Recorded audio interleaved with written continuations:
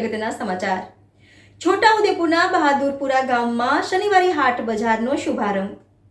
NN news Chhota Udepur.